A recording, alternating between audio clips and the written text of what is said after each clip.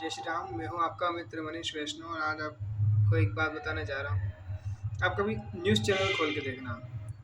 जिस प्रकार से आजकल की राजनीति चल रही है उस हिसाब से ऐसा लगता है कि आपकी परवाह किसी को नहीं है। वो जितने भी पॉलिटिक्स में आ रहे हैं वो सब अपना खुद का काम चमकाना चाहते हैं, खुद जीत कर खुद सत्ता भोगना चाहते हैं। उनको देश की कुछ भी नहीं पड़ी है। उनको कोई दो देश से मतलब नहीं है, देश की जनता से कोई मतलब नहीं है, विकास से कोई मतलब नहीं है। सब अपना अपना घर भरने में लगे हुए हैं। अब आज की राजनीति आप देखते हैं, धर्म के बिल्कुल विरुद्ध है। सनातन धर्म बोलता है कि जो अधर्मी है, विधर्मी है, उनका सहयोग राजनीति नहीं करेगी। पर आज की राजनीति की ये आप समझिए, मजबूरी समझिए कि जो भी सत्ता में आता है, भले वो राक्षस प्रवृत्ति का कोई नहीं हो, भले वो गाय का मांस क्यों ना खाता हो, उसको प्रोटेक्शन देना आपकी मजबूरी है। अब जितने भी विधर्मी हैं, अब उनको सरकार प्रोटेक्शन दे रही है कि नहीं दे रही है, भले वो कुछ भी करें, आप विधर्मी से समझ रहे हैं। और जो हमारे समाज में भी हमारे बीच में रहकर जो इस प्रकार की चीज़ें करते हैं, धर्म से विरुद्ध चीज़ें करते हैं, उनको कहीं ना कहीं प्रोटेक्शन देने का काम सरकार कर रही है। आज हमको आवश्यकता है धार्मिक और ऐसे लोगों की जो सत्ता को बचा सके, जो देश को बचा सके और जो धर्म के रास्ते पर चलकर न्याय का न्याय, दूध का दूध और पानी का पानी कर सके। ऐसी न्याय व्यवस्था हमको चाहिए। आज स्ट्रॉन्ग तरीके से हमको इस चीज़ को डिमांड उठाना है कि हम ये चीज़ बर्दाश्त नहीं करेंगे, क्योंकि अभी तक हमको बहुत सारा छला गया है। इतने साल तो कांग्रेस ने चला है और आजकल की जो राजनीतिक पार्टियां हैं वो भी हमको छलने का काम कर रही हैं। देखिए ना, आप आज सत्ता में दिल्ली की सत्ता हटिया कर बैठे थे, उनके किस प्रकार से कारनामे सामने आ रहे हैं। और जो भी नेता बनते हैं, जब वो पकड़ाते हैं या उनके घर पे छापा पड़ता है, सीबीआई वगैरह जो उनके घर पे रेड करती है, कितने करोड़ों रुपए उनके घर से निकलते हैं। आप देखिए ना, आपकी चिंता किसको है? आपकी चिंता किसी को नहीं है।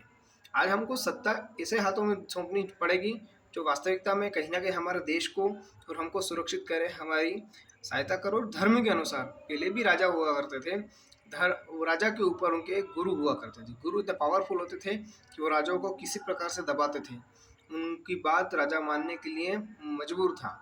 और उसके कारण सत्ता सही तरीके से सत्य के मार्ग पर चलती थी, न्याय ईमानदारी से होता था। पर ना तो आज न्याय ईमानदारी से होता है। और जो सत्ता में बैठे हुए राजा हैं वो प्रजा को लूटना चाहते हैं, खाना चाहते हैं उसको। और आप कुछ भी कर लीजिए, न्याय व्यवस्था ऐसी बना दी गई है कि जो विधर्मी हैं उनको भी आपको संरक्षण देना पड़ेगा, उनकी सहायता करनी पड़ेगी। और आप देखिए ना कि अगर आप विधर्मियों का साथ देते हैं, अधर्मियों का साथ देते हैं, पापियों का साथ देते हैं, तो कहीं ना कहीं आपको भी उसका परिणाम भोगने को मिलता है। इसी प्रकार यदि राजा भ्रष्ट होता है तो उसका असर पूरे देश को भोगना पड़ता है। और वही भूखमरी की स्थिति आज भारत में आ गई है। 90% जो भूमि है वो यूएसए की एक संस्था ने बोला है, वैज्ञानिक संस्था ने, कि जिस प्रकार से हम धरती का विदोहन कर रहे हैं, उसमें खाद डालकर यूरिया वगैरह फास्फोरस वगैरह डाल रहे हैं, 2050 तक 90% दुनिया की ज़मीन बंजर हो जाएगी। फिर आप क्या खाएंगे? ये तो बताइए मुझे। आज अपन पैसे के पीछे भाग रहे हैं, सत्ता के पीछे लोग भाग रहे हैं, हम उनका अंधविश्वास में आंखें बंद करके उनका साथ दे रहे हैं। तो क्या ये है हमारी संस्कृति? क्या हम धरती को मिटाना चाहते हैं? और आगे आने वाले समय में कितनी प्राकृतिक आपदाएं आपकी आएगी, इसकी आपको जानकारी है? आगे आने वाला समय भयानक आने वाला है। धरती का ताप और बहुत ज़्यादा बढ़ेगा, पानी अपार बढ़ेगा।